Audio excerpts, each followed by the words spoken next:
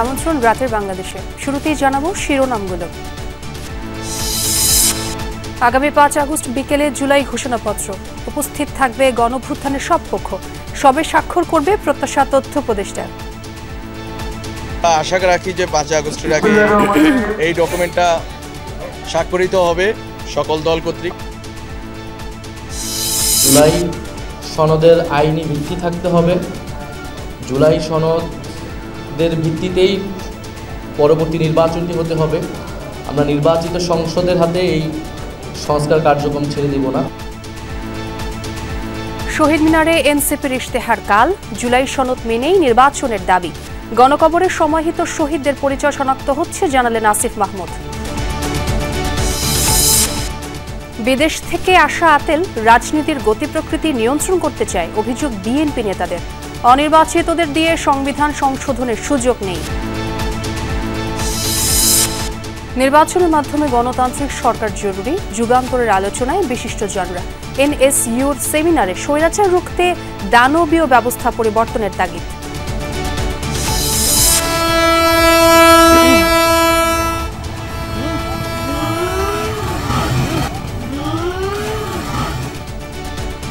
কক্সবাজারে ট্রেনের ধাক্কায় অটোরিকশার চালক সহ 4 জন নিহত। ভারুয়াখালীর লেভেল ক্রসিংয়ে ছিল না গেটম্যান। ক্ষুব্ধ জনতার প্রতিবাদ।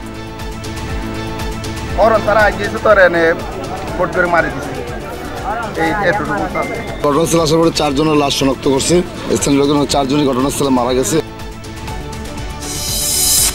এছাড়াও রাতের বাংলাদেশে আরও থাকছে। মার্কিন নতুন শুল্ক হারে আশাবাদী পোশাক ব্যবসায়ীরা। প্রতিযোগী দেশগুলোর সঙ্গে সামঞ্জস্যপূর্ণ হওয়ায় বিজিএমই এর সন্তোষ।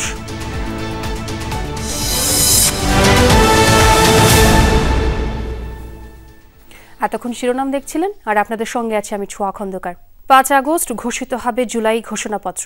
মঙ্গলবার বিকেল 5টায় গণঅভ্যুত্থানের সব পক্ষের উপস্থিতিতে জাতির সামনে ঘোষণাপত্রটি উপস্থাপন করা হবে। বিষয়টি নিশ্চিত করেছে প্রধান উপদেষ্টার প্রেস উইং। এদিকে তথ্য উপদেষ্টা জানিয়েছেন, আজই জানানো হবে অনুষ্ঠানের বিস্তারিত। এর আগেই জুলাই সনদের রাজনৈতিক দলগুলো স্বাক্ষর করবে বলে প্রত্যাশা তার। সকালে জুলাই পুনর্জাগরণ র্যালিতে অংশ নিয়ে কথা বলেন মাহফুজ আলম।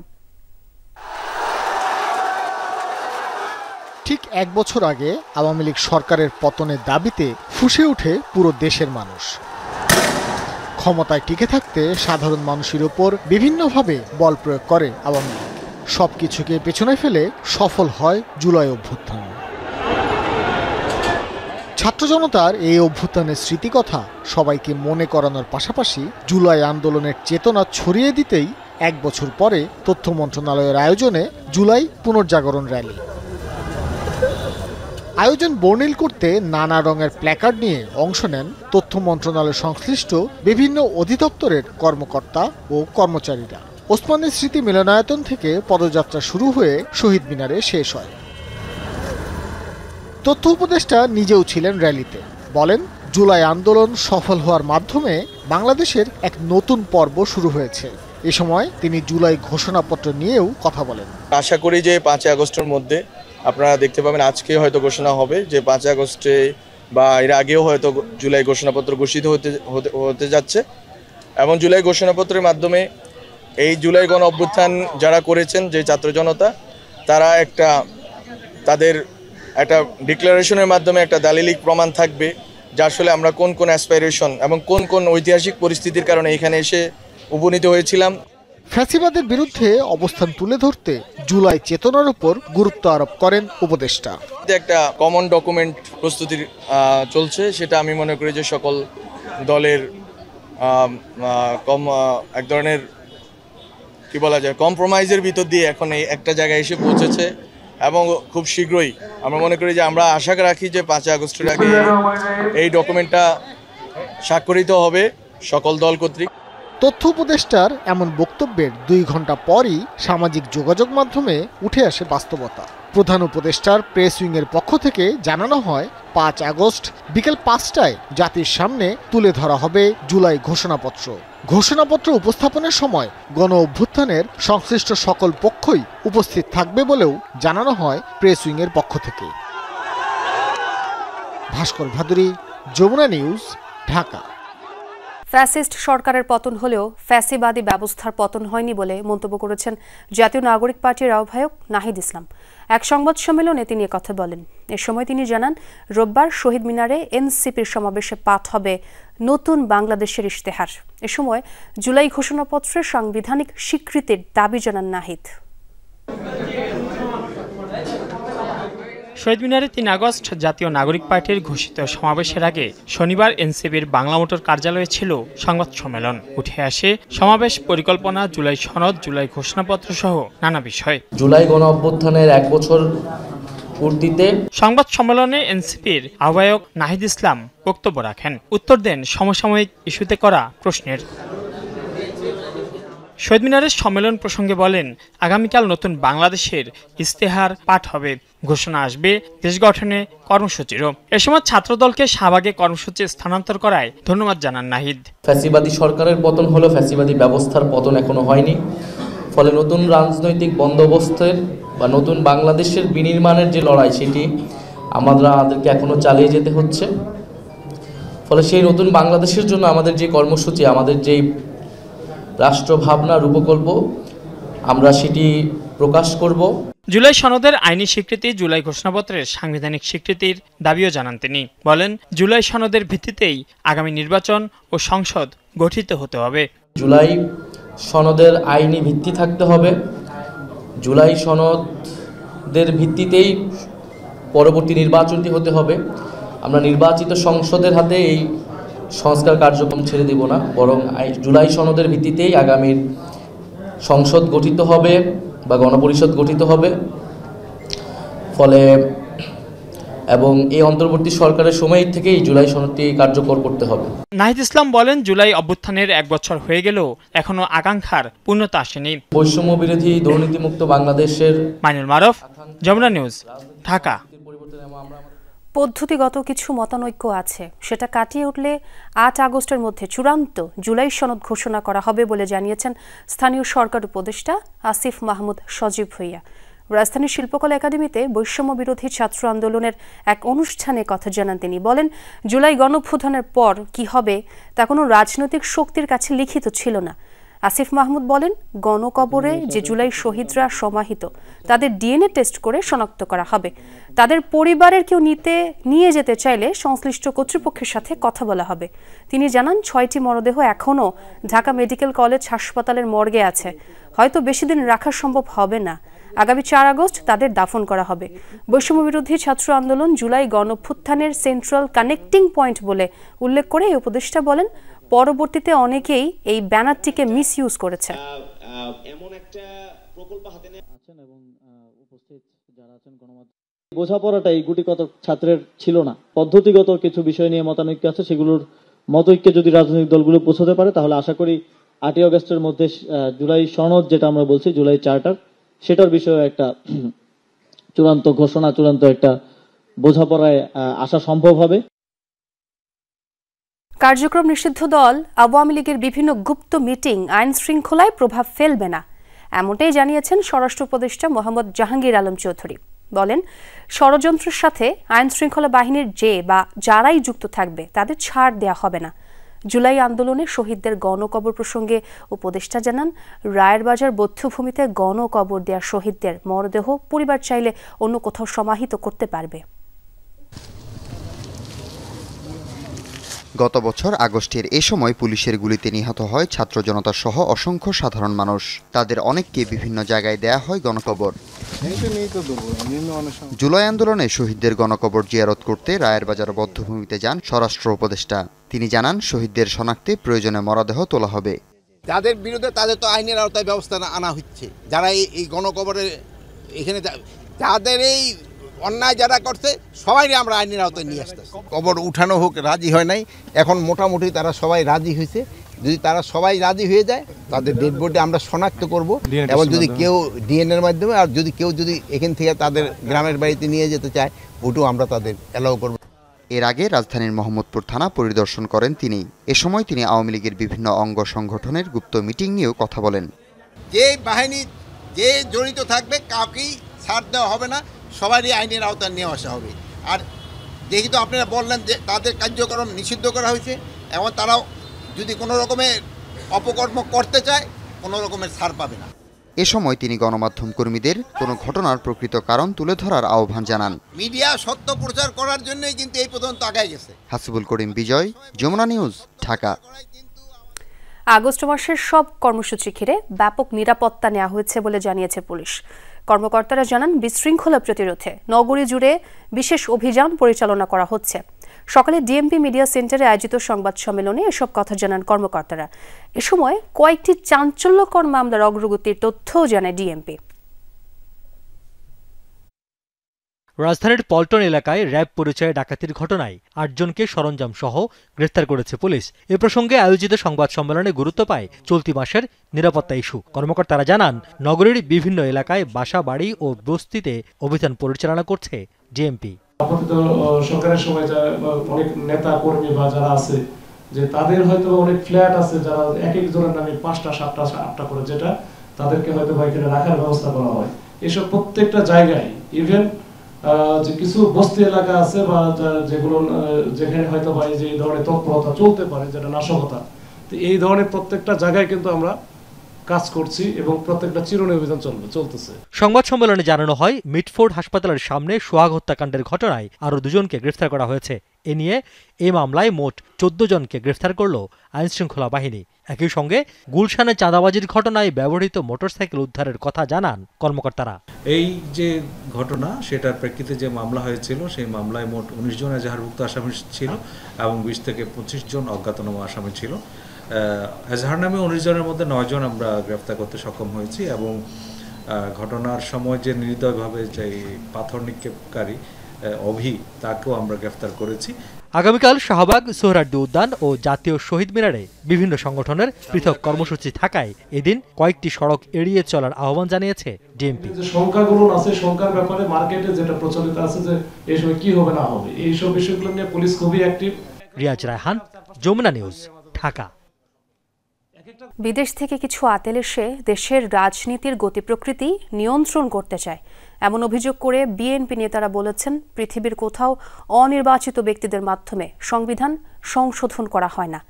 সংস্কারের নামে যেসব দল নতুন নতুন তত্ত্ব নিয়ে হাজির হচ্ছে, তারা সংসদীয় গণতন্ত্রে বিশ্বাসী নয় বলেও অভিযোগ করেন তারা। জুলাই অভ্যুত্থান উপলক্ষে প্রকৌশলীদের সংগঠন আইইবি ঢাকা কেন্দ্র আয়োজন করে এই আলোচনা সভার, যেখানে ছাত্র জনতার গণ আন্দোলনে ফ্যাসিবাদের পতন আর আগামী স্বনির্ভর ও গণতান্ত্রিক বাংলাদেশ নিয়ে আলোচনা করেন বক্তারা। বাধাগুলো রয়েছে, সেগুলো দূরীকরণে আমরা কিন্তু আগের মতো সোচ্চার থাকব। অনুষ্ঠানে বিএনপি স্থায়ী কমিটির সদস্য ডাক্তার AZM জাহিদ হোসেন বলেন, বিতর্ক করে ইতিহাস তৈরি করা যায় না। যারা বিশৃঙ্খলা করে সংসদ নির্বাচন পিছিয়ে দিতে চায়, তাদের কোনো চেষ্টাই সফল হবে না। কোন অবস্থাতেই বিশৃঙ্খলা দিয়ে আগামী জাতীয় নির্বাচনকে পিছিয়ে দেওয়ার ষড়যন্ত্র যারা করছেন, তারা কামিয়াবি হবেন না। জনগণের বিপক্ষে যে নির্বাচনকে সুদূর পরাহত করার যারা দুঃস্বপ্ন দেখছেন, তাদের দুঃস্বপ্নই থাকবে। স্থায়ী কমিটির আরেক সদস্য হাফিজউদ্দিন আহমদ বলেন, তত্ত্বাবধায়ক সরকার ব্যবস্থা পুনর্বহাল ছাড়া দেশে আর নতুন কোনো সংস্কারের প্রয়োজন নেই। পৃথিবীর ইতিহাসে কোথাও নাই অনির্বাচিত ব্যক্তিরা সংবিধান সংশোধন করে। এখানে সেটাই প্রস্তাব দেওয়া হয়েছে। জনগণের সম্মতি ছাড়া, পার্লামেন্টের সম্মতি ছাড়া কিভাবে সংবিধান সংশোধন করতে চায়? বিদেশ থেকে ধার করে আনা আতালরা আমাদেরকে শেখাচ্ছেন কিভাবে বাংলাদেশ চলবে। এদের অনেকে জানে না ধান গাছের তক্তা হয় কি হয় না, কিন্তু আমাদেরকে লেকচার দিয়েই যাচ্ছে। এরা এখন বাংলাদেশের রাজনীতির গতি প্রকৃতি নিয়ন্ত্রণ করতে চায়। রাজধানীর নীলক্ষেতে বিএনপির প্রয়াত ভাইস চেয়ারম্যান আব্দুল মান্নানের স্মরণ সভায় যোগ দেন আমির খসরু মাহমুদ চৌধুরী। বলেন, বিপ্লবোত্তর যেসব দেশে দ্রুত গণতন্ত্র ফেরেনি, তারাই গৃহযুদ্ধের দিকে ধাবিত হয়েছে। অনেক ধরনের নতুন নতুন তথ্য আইডিয়া নিয়ে অনেকে আসছেন, তারা নিজেদেরকে খুব বেশি বুদ্ধিমান ব্যক্তি মনে করছে। অর্থাৎ তাদের মধ্যে সংসদীয় গণতন্ত্রের স্পিরিটেই বোঝার সুযোগ হয় না। সংসদ হচ্ছে সবকিছুর মূলে। All road leads to the parliament. আপনার সব সমাধান সংসদে হতে হবে। যেই দেশগুলো বিপ্লবের পরে দীর্ঘ সময় নিয়ে নিজেদের মধ্যে দ্বিধাদ্বন্দ্বে লিপ্ত হয়েছে, সেই দেশগুলো সিভিল ওয়ারের মধ্যে গেছে। লন্ডন বৈঠকে নির্ধারিত হওয়ার সময় সংসদ নির্বাচন না হলে আন্দোলনে যাওয়ার হুঁশিয়ারি দেন বিএনপি নেতারা। আরফিন শাকিল, যমুনা নিউজ, ঢাকা।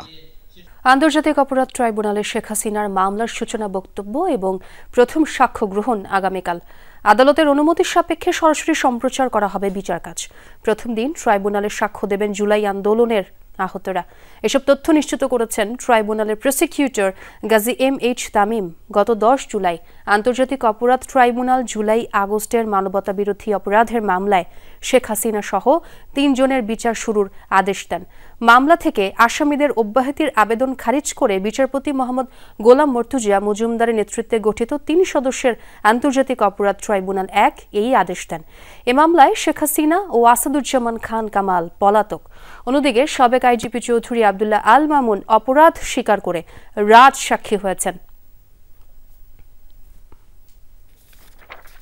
জুলাই অভ্যুত্থানের পর চরম সংকটময় মুহূর্ত পার করছে দেশ। এ থেকে উত্তরণে জাতীয় ঐক্য ধরে রেখে সুষ্ঠু, অবাধ, গ্রহণযোগ্য নির্বাচনের মাধ্যমে গণতান্ত্রিক সরকার প্রয়োজন বলেও মনে করছেন বিশিষ্টজনরা। সকালে দৈনিক যুগান্তর আয়োজিত সরকারের 1 বছর প্রত্যাশা ও প্রাপ্তির শীর্ষক গোল টেবিল আলোচনায় তারা এসব কথা বলেন। দৈনিক যুগান্তর সম্পাদক কবি আব্দুল হাই শিকদারের সভাপতিত্বে এবং সিনিয়র সাংবাদিক মাসুদ করিমের সঞ্চালনায় গোলটেবিলে উঠে আসে দেশের সামগ্রিক অবস্থার চিত্র। তরুণ আলোচকরা বলেন, হাজার হাজার ছাত্র জনতার রক্তের বিনিময়ে রাষ্ট্র সংস্কারের সুযোগ এসেছে। এই সুযোগ কাজে লাগাতে না পারলে নতুন কোনো আবু সাইদের নেতৃত্বে আবারও গণ অভ্যুত্থান ঘটবে। এই সরকারের হাজারটা ফেলিওর আছে, সেটা নিয়ে সমালোচনা জারি থাকবে, কিন্তু জুলাই গণ অভ্যুত্থানের স্পিরিটের জন্য, নতুন বাংলাদেশ, ইনসাফের বাংলাদেশ নির্মাণের জন্য আমাদের যেটা দরকার ছিল, আমরা অনেক কিছু করতে পারি নাই। প্রধান উপদেষ্টা থেকে শুরু করে একজন উপদেষ্টার বডি ল্যাঙ্গুয়েজও আর এটা নাই যে কতজনের লাশের উপর দিয়ে, বডির উপর দিয়ে, দেহের উপর দিয়ে, চোখের উপর দিয়ে, হাতের উপর দিয়ে মগজের খুলি উড়ে গেছে, সেইটা আবার পড়ছে আরেকজন সহযোদ্ধার হাতে। এই দৃশ্যপটের উপর দিয়ে আসলে এই সরকারটা প্রতিষ্ঠিত হয়েছে। আমরা তাকে অ্যালাউ করছি কাজ করার জন্য। যেই দেশ নেপালের সাথে যুদ্ধে হেরে যায়, যেই দেশ কাশ্মীরিদেরকে ডিল করতে পারে না, 2 কোটি মুসলমান, সে 20 কোটি মুসলমানরা নাস্তানাবুদ করে দিবে। অথচ আমাদেরকে গত 50 বছর ধরে এই দিল্লির আধিপত্যবাদ দালালরা, বুদ্ধিজীবীরা, রাজনীতিবিদরা, দলগুলো আমাদের এগুলো শিখাইছে। আলোচকরা অভিযোগ করেন, অভ্যুত্থান পরবর্তী ভবিষ্যৎ বাংলাদেশ গড়ায় সবচেয়ে বড় অন্তরায় রাজনৈতিক দলগুলোর সদিচ্ছা।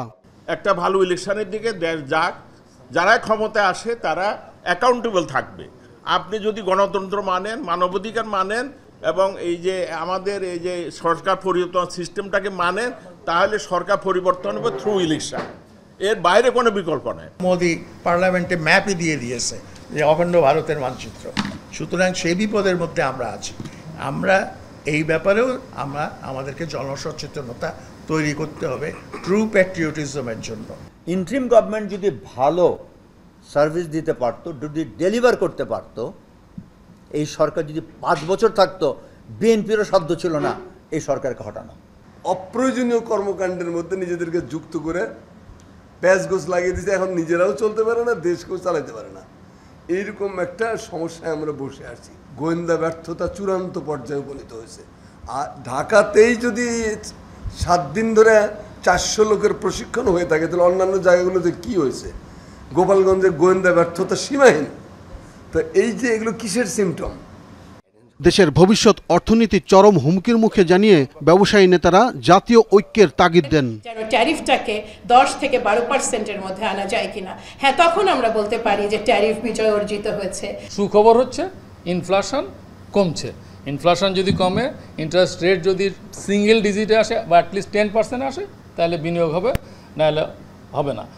কাকে আমরা ব্যবসায়ী বলতেছি? বাংলাদেশে সবচেয়ে বড় লুণ্ঠনকারী ব্যবসায়ী হলো রাজনীতিবিদরা। এখানে রাজনীতি করতে যায় কিন্তু টাকা বানানোর জন্য, দেশের উন্নয়নের জন্য খুব কম লোককে যায়। আমি এলো কথাটাই বলতে চাই না, কিন্তু বেশিরভাগ লোকেই এখন রাজনীতি করে টাকা বানানোর জন্য। তাই তারা কি ব্যবসায়ী? ঐক্য ধরে রাখতে না পারলে প্রধান রাজনৈতিক দলগুলোকে ভবিষ্যতে জনতার কাঠগড়ায় দাঁড়াতে হবে বলেও সতর্ক করা হয় গোলটেবিল আলোচনায়। এই 1 বছরের প্রত্যাশা কি, প্রাপ্তি কি? আব্দুল্লাহ তুহিন, যমুনা নিউজ, ঢাকা। শেখ হাসিনা ট্যাঙ্কে চড়ে আসেননি, নির্বাচন করেই ক্ষমতায় থেকেছে, কিন্তু সেটি ছিল দানবীয় ব্যবস্থা। এর পরিবর্তন না আনলে আবার স্বৈরাচারের পুনরুত্থান হতে পারে। নর্থ সাউথ ইউনিভার্সিটির এক সেমিনারে একথা বলেন ঐকমত্য কমিশনের সদস্য doctor Badiul Alam Majumdar. BNP, NCP সহ বিভিন্ন দলের নেতারা আসন্ন নির্বাচনে পিআর পদ্ধতি আর ভোটারের বয়স শিশুতে তুলে ধরেন মতামত। বাংলাদেশ বেসরকারি বিশ্ববিদ্যালয় শিক্ষক পরিষদের আয়োজনে নর্থ সাউথ ইউনিভার্সিটিতে একটি গণতান্ত্রিক ও প্রতিনিধিত্বমূলক নির্বাচন পদ্ধতির সন্ধানে শীর্ষক সেমিনার অংশ নেন বিএনপি, এনসিপি সহ বিভিন্ন রাজনৈতিক দলের শীর্ষ নেতা, শিক্ষক ও শিক্ষার্থীরা। আলোচনায় উঠে আসে ভোটারের বয়স, পিআর পদ্ধতি, নারী আসন প্রসঙ্গ। যার বয়স 35, সব 35 বছর বয়সের কি একই লেভেল পলিটিক্যাল ম্যাচুরিটি আছে? ওদের তো আমরা ভোট দেওয়ার ক্ষেত্রে দরজাটা বন্ধ করছি না। আমাদের নিম্ন কক্ষটাই ফাংশনাল করা দরকার, এবং আমরা যা যা উচ্চ কক্ষ দিয়ে অর্জন করতে চাই সেটা নিম্ন কক্ষ দিয়ে করা সম্ভব। পিআর পদ্ধতির যে দুর্বলতাগুলো রয়েছে সেই দুর্বলতাগুলো কাটিয়ে আমরা মাঝামাঝি একটা পদ্ধতিতে যেন আসতে পারি, এবং সেজন্য আমি বিএনপিকে সবচেয়ে বেশি এক্ষেত্রে দায়িত্ব দিব। সংরক্ষিত মহিলা আসন কিংবা উচ্চকক্ষের ভোটে পিআর পদ্ধতির ব্যবহার হতে পারে বলে মনে করেন বিএনপি নেতা রিজভী আহমেদ। আর ঐকমত্য কমিশনের সদস্য বদিউল আলম মজুমদারের দৃষ্টিতে শেখ হাসিনার আমলে নির্বাচন পদ্ধতি ছিল দানবীয়। প্রচলিত পদ্ধতি থেকে আরও ডেভেলপ করে আমাদেরকে এগিয়ে নিয়ে যাওয়া উচিত, এবং কিছু কিছু ক্ষেত্রে প্রপোর্শনেট রিপ্রেজেন্টেশন যেটার প্রস্তাব এসছে মহিলা আসনের ক্ষেত্রে বা উচ্চ কক্ষের ক্ষেত্রে, সেখানে কিছু কিছু পরীক্ষামূলক হতে পারে। শেখ হাসিনা কিন্তু ট্যাঙ্কে চড়ে আসে নাই, শেখ হাসিনা কিন্তু সংবিধানও বাতিল করে নাই, শেখ হাসিনা উর্দিপদেও আসে নাই। শেখ হাসিনা একটা নির্বাচনের মাধ্যমে এসেছে। হ্যাঁ, নির্বাচন নিয়ে প্রশ্ন আছে, কিন্তু শেখ হাসিনা কেন দানবে পরিণত হইল? কারণ ওই ব্যবস্থাই হলো দানবীয় ব্যবস্থা। নির্বাচনে পিআর পদ্ধতি নিয়ে আরো আলোচনার প্রয়োজন বলে মনে করেন বক্তারা। দুই কক্ষ বিশিষ্ট আপনার নির্বাচন প্রক্রিয়া, ফরমেশন, এগুলি নিয়ে কিন্তু সেরকম কোনো আলোচনা হয়নি। তানফির সিদ্দিক, টিপু, যমুনা নিউজ, ঢাকা। কক্সবাজারে ট্রেনের ধাক্কায় অটোরিকশা চালক ও যাত্রী সহ 4 জন নিহত হয়েছে। ভারুয়াখালী রেল ক্রসিংয়ে হয় এই দুর্ঘটনা। ট্রেনের সামনের অংশে আটকে যাওয়া অটোরিকশা 1 কিলোমিটার পর্যন্ত টেনে হিচড়ে নিয়ে যায়। ঘটনার পর ক্ষুব্ধ স্থানীয়রা আরেকটি ট্রেন আটকে বিক্ষোভ করে। যাত্রীবাহী সিএনজি অটোরিকশাটি ঢাকাগামী কক্সবাজার এক্সপ্রেস ট্রেনের সামনের অংশে আটকে গেলে এভাবে প্রায় 1 কিলোমিটার পর্যন্ত টেনে হেঁচড়ে নিয়ে যায়। ঘটনাস্থলেই প্রাণ হারায় এক শিশুসহ 4 জন। নিহতদের শরীরের বিভিন্ন অংশ ছিন্ন ভিন্ন হয়ে ছিটকে পড়ে আশেপাশে। দুপুর 1টায় কক্সবাজারের ভারুয়াখালী রেল ক্রসিংয়ে মর্মান্তিক এ দুর্ঘটনা ঘটে। উনি আর ওরা 4 জন, আর ড্রাইভার সাহেব ছিল নাকি, টোটাল 5 জন ছিল। মারে দিয়ে আর দাবি করে এই চাইগো মারে লাগবে তো তোমার মহিলা এত কথা তো তো পয়সা তো মরে গেছে। আল্লাহ, ঠিক 12:30 ঢাকার উদ্দেশ্যে রওনা দিই। আর কিছু দূর আসার পথে দেখি এই একটা সিএনজিকে দুমড়ে মুচড়ে ফেলে নিয়ে যায় এবং সাথে সাথে 4-5 জন অ্যাক্সিডেন্ট করে। নিহতরা হলেন অটোরিকশা চালক শাহাবুদ্দিন, যাত্রী মর্জিনা ও তার শিশু সন্তান এবং অজ্ঞাত পরিচয় আরও এক যাত্রী। ভারুয়াখালী থেকে যাত্রী নিয়ে অটোরিকশাটি কক্সবাজার শহরে যাচ্ছিল। রশিদনগর রেল ক্রসিংয়ে পার হওয়ার সময় ঘটে এ দুর্ঘটনা, যেখানে আগেও একাধিকবার দুর্ঘটনা ঘটেছে। একদম বিলের ধারে পড়ে আছে, পাশাপাশি পরে দেখি এখানে অবরোধ করার কারণে এখানে রেল দাঁড়িয়ে আছে। ঘটনার কিছুক্ষণ পর ট্রেনটি গন্তব্যে চলে যায়, তবে ঢাকা থেকে কক্সবাজারগামী আরেকটি ট্রেন ঘণ্টাখানেক আটকে রাখে ক্ষুব্ধ স্থানীয়রা। পরে ঘটনাস্থলে গিয়ে পরিস্থিতি নিয়ন্ত্রণে আনে সেনাবাহিনী, র্যাব ও পুলিশ। 4 জনের লাশ শনাক্ত করছে। স্থানীয় লোকজন 4 জনই ঘটনাস্থলে মারা গেছে। এখানে নিরাপত্তার জন্য যা যা করণীয় কর্মকর্তাদের সাথে আলাপ করে সেই ব্যবস্থা করব। দয়া করে আপনাদের প্রতি আবারও অনুরোধ করি, রাস্তায় আমাদের ট্রেনের লাইনটা ছেড়ে দেন। মামুন নুরশিত অভি, যমুনা নিউজ। শেখ হাসিনার বিচারের আগে নির্বাচন হবে না বলে মন্তব্য করেছেন মৎস্য ও প্রাণী সম্পদ উপদেষ্টা ফরিদা আক্তার। সমাজ কল্যাণ উপদেষ্টা শারমিন এস মুর্শিদ বলেছেন, অন্তর্বর্তী সরকারের দেশ পরিচালনার সুফল ভোগ করবে আগামী সরকার। রাজধানীর ওসমানী স্মৃতি মিলনায়তনে স্যালুট টু জুলাই ওয়ারিয়ার্স অনুষ্ঠানে এসব কথা বলেন দুই উপদেষ্টা। অনুষ্ঠানে অন্যান্য বক্তারা গণঅভ্যুত্থানের আকাঙ্ক্ষা বাস্তবায়িত হয়নি বলে অভিযোগ করেন। রাজধানীর ওসমানী স্মৃতি মিলনায়তনে ওয়ারিয়র্স অফ জুলাই আয়োজিত স্যালুট টু জুলাই ওয়ারিয়র্স, যেখানে জুলাই অভ্যুত্থানে আহত যোদ্ধাদের অটোরিকশা ও আর্থিক সাহায্য দেওয়া হয়।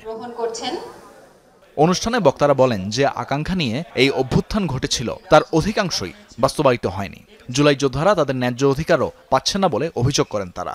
যারা সেই জুলাই আন্দোলনে ঐক্যবদ্ধ ছিল, সকল রাজনৈতিক দল, সকল দেশবাসী, তারা একটা পর্যায়ে ঐক্যবদ্ধ থাকতে হবে। স্বাস্থ্য উপদেষ্টা উনি তো মানুষ ভালো, কিন্তু উনি অসুস্থ, তো উনি পুরো জাতির স্বাস্থ্য কি করে ঠিক করবেন? অনেক মাস্টার মাইন্ড আছে আমরা জানি, যারা আপনাদেরকে আহত করতে সামনে পাঠিয়ে দেয়, আপনাদের শহীদ করতে সামনে পাঠিয়ে দেয়, নিজে সামনে দেয়। ইউএন এখন পর্যন্ত প্যালেস্টাইনে গণহত্যা হচ্ছে সেটা পরিষ্কারভাবে বলতে পারে না ইসরায়েল গণহত্যাকারী। সে আমাদেরকে মানব অধিকার শিখাবে? অভ্যুত্থান পরবর্তী সময়ে আমার যতটুকু আমার জায়গা থেকে করার কথা ছিল আমি ততটুকু করতে পারিনি। আমরা যে বাংলাদেশটা পেতে চাই, এই বাংলাদেশটা আমরা পাবো, কিন্তু পেতে সময় লাগবে। কোন ব্যবস্থায় স্বাস্থ্য মন্ত্রণালয় চিকিৎসাটা নিশ্চিত করবে সেটা যাতে পরিষ্কার করা হয়। আমাদের দেশে একটি অনির্বাচিত সরকার ছিল বলে জনগণের কাজ, জনগণের বুকে তারা অস্ত্র ধরতে পেরেছে। দেয়ালে দেয়ালে যে আকাঙ্ক্ষার কথা, স্বপ্নের কথা আমার লেখা ছিল, তার প্রত্যেকটা স্বপ্ন যেন এই বাংলাদেশে আমরা সবাই মিলে বাস্তবায়ন করতে পারি। অনুষ্ঠানে দুই উপদেষ্টা তাদের বক্তব্যে নির্বাচনের চেয়ে বিচার আর সংস্কারের উপরই বেশি জোর দেন।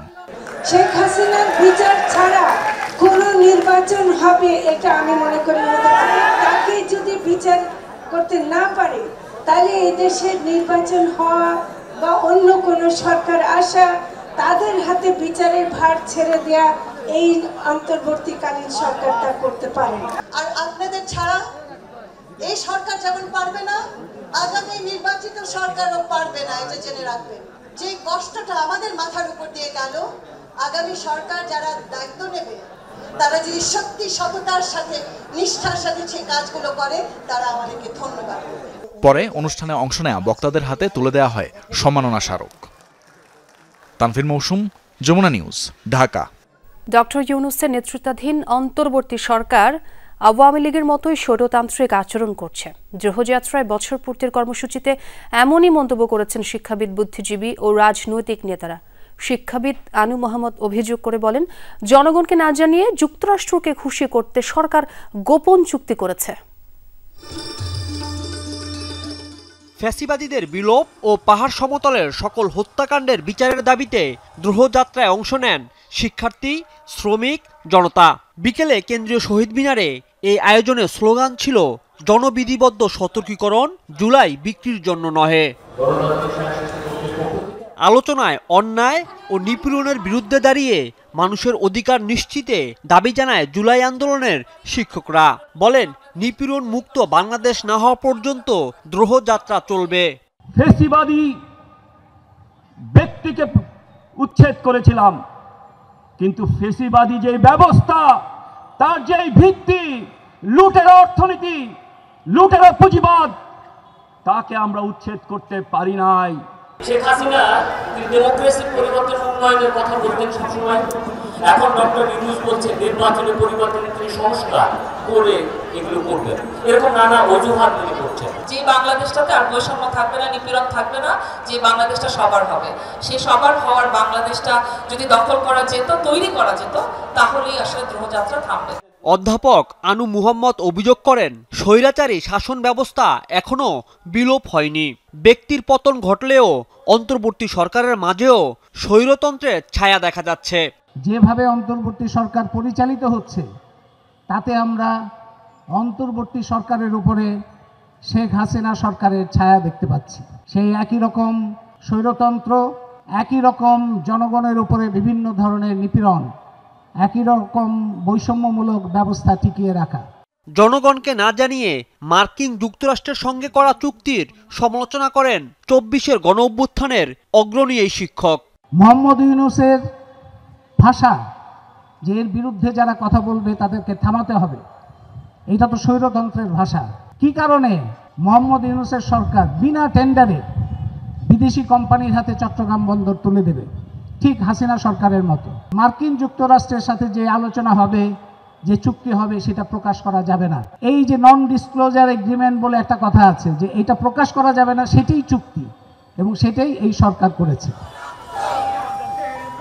গণ অভ্যুত্থানের স্মরণে কেন্দ্রীয় শহীদ মিনার থেকে শুরু হয়ে কয়েকটি সড়ক প্রদক্ষিণ করে শাহবাগে গিয়ে শেষ হয় দ্রোহযাত্রা। রাজীব আহমেদ, যমুনা নিউজ, ঢাকা। চাঁপাইনবাবগঞ্জের মাসুদপুর সীমান্তে পদ্মা নদী থেকে 2 বাংলাদেশের মরদেহ উদ্ধার করা হয়েছে। তাদের নির্যাতন করে হত্যার অভিযোগ উঠেছে ভারতীয় সীমান্তরক্ষী বাহিনী বিএসএফ এর বিরুদ্ধে। বিকেলে শিবগঞ্জ উপজেলার বাতাসের ঘাট এলাকায় শফিকুলের মরদেহ দেখে বিজিবিকে খবর দেয় স্থানীয়রা। বিজিবি, পুলিশ ও নৌ পুলিশ মরদেহ উদ্ধার করে। সন্ধ্যার দিকে একই এলাকায় সেলিমের মরদেহ ভেসে ওঠে। স্থানীয়রা জানায়, শফিকুল ও সেলিম পদ্মা নদীতে মাছ ধরত। গত বৃহস্পতিবার মাছ ধরতে গিয়ে তারা 2 জন সহ বেশ কয়েকজন নিখোঁজ হয়। বিএসএফ নির্যাতন করে মৃত্যু নিশ্চিতের পর শফিকুল ও সেলিমের মরদেহ নদীতে ভাসিয়ে দিয়েছে বলে অভিযোগ স্থানীয়দের। আইন শৃঙ্খলা বাহিনীর সদস্যরা জানান, নিহতদের শরীরে নির্যাতনের চিহ্ন রয়েছে। এদিকে অভিযোগ অস্বীকার করেছে ভারতীয় সীমান্তরক্ষী বাহিনী বিএসএফ। মার্কিন শুল্ক ইস্যুতে সরকারের প্রচেষ্টাকে ধন্যবাদ জানিয়েছে রফতানি খাতের প্রধান সংগঠন বিজিএমইএ। সংগঠনের সভাপতি মাহমুদ হাসান খান প্রতিদ্বন্দ্বী ভারত, চীনের তুলনায় শুল্ক হার কম থাকায় সন্তুষ্টি প্রকাশ করেন। জানান, প্রতিদ্বন্দ্বী দেশগুলোর লবিং অব্যাহত থাকবে, তাই শুল্ক ইস্যুতে মার্কিন সরকারের সাথে নিবিড় যোগাযোগ রাখা প্রয়োজন।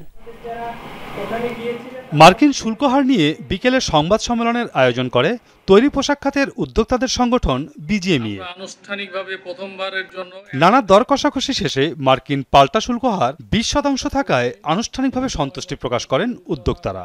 জানান, নতুন শুল্ক হার অনুযায়ী যুক্তরাষ্ট্রের পোশাক রপ্তানিতে 36.5% শুল্ক দিতে হবে। প্রতিদ্বন্দ্বী ভারত, চীনের তুলনায় কম থাকায় পাল্টা শুল্ক হার পোশাক রপ্তানিতে নেতিবাচক প্রভাব ফেলবে না বলে মনে করেন বিজিএমইএর নেতৃবৃন্দ। বাংলাদেশ থেকে অতিরিক্ত আমদানি শুল্ক প্রথমে 37 থেকে 35 থেকে এবং চূড়ান্ত পর্যায়ে 20% পুনর্নির্ধারণ করা হয়েছে, যা আমাদের প্রধান পোশাক রপ্তানিকারী প্রতিযোগীদের তুলনায় সমান বা কাছাকাছি এবং কিছু প্রধান প্রতিযোগী যেমন চীন ও ভারতের তুলনায় কম। নতুন শুল্ক হার আন্তর্জাতিক ক্রেতা প্রতিষ্ঠান ও ভোক্তার উপর কী ধরনের প্রভাব পড়বে তা বুঝে উঠতে অন্তত একটা মৌসুম অপেক্ষা করতে হবে বলে মনে করেন বিজিএমইএ নেতারা। পণ্যের দাম কিছুটা বেড়ে যাওয়ায় ক্রেতা হারানোর আশঙ্কা থাকলেও চীন থেকে ব্যবসা বাংলাদেশে চলে আসার ব্যাপারেও আশাবাদী উদ্যোক্তারা। জানান, রপ্তানিকৃত পণ্যে ইউএস কটন ব্যবহার হলে আরও শুল্ক ছাড় পাওয়া যাবে, যার সুফল পাবে পোশাক খাত। যেহেতু আমাদের প্রতিদ্বন্দ্বী দেশ, তারা আলোচনা অব্যাহত রাখবে শুল্ক কমানোর জন্য, তাহলে আমাদেরও আলোচনা অব্যাহত রাখতে হবে শুল্ক কমানোর জন্য। আমাদের তুলনায় চায়নার ট্যারিফ বেশি, তো কিছু চায়নার ব্যবসাও তো আমাদের এখানে আসার সুযোগ আছে। সুতরাং যদি ক্রেতারা ইন্ডিভিজুয়ালি আমার কোনো মেম্বারকে ভয় দেখায়, আমি বলবো আতঙ্কিত হওয়ার কিছু নাই। হ্যাঁ, এখানে যদি কিছু কমেও যায় তাহলে বিজনেস তো অন্য জায়গা থেকে মুভ হওয়ার পসিবিলিটিও আছে। বর্ধিত শুল্ক হার পোশাক খাতের রপ্তানিতে নতুন কী ধরনের সুযোগ বা প্রতিবন্ধকতা তৈরি করবে, বাণিজ্য উপদেষ্টা দেশে ফেরার পর তা স্পষ্ট হবে বলে মনে করেন বিজিএমইএ সভাপতি। বাণিজ্য উপদেষ্টা, নিরাপত্তা উপদেষ্টা এবং তাদের টিম এই কঠিন আলোচনার সময় যেভাবে নেতৃত্ব দিয়েছেন তা প্রশংসনীয়। Masuduzzaman Robin, Jamuna News, Dhaka. Uttara milestone school and কলেজে বিমান দুর্ঘটনায় নিহত শিক্ষিকা মেহেরিন চৌধুরীর পরিবারকে বিএনপির পক্ষ থেকে সমবেদনা জানানো হয়েছে। বিকেলে উত্তরায় মেহেরিন চৌধুরীর স্বামী সন্তানদের সাথে দেখা করেন দলের স্থায়ী কমিটির সদস্য মির্জা আব্বাস। এ সময় বিপদে আপদে শিক্ষিকা মেহেরিনের পরিবারের পাশে থাকার কথা জানান মির্জা আব্বাস। বলেন, মেহেরিন চৌধুরী শিখিয়ে গেছেন কিভাবে নিজের জীবন বিপন্ন করে অন্যের প্রাণ বাঁচানো যায়। শিশুদের জন্য এমন আত্মহত্যা ইতিহাস হয়ে থাকবে। মাইলস্টোন দুর্ঘটনার পর শিক্ষিকা মেহেরিন চৌধুরীর প্রচেষ্টায় অন্তত 20 শিক্ষার্থী প্রাণে বাঁচে। দর্শক, এ ছিল রাতের বাংলাদেশে। এতক্ষণ যারা সঙ্গে ছিলেন সবাইকে ধন্যবাদ।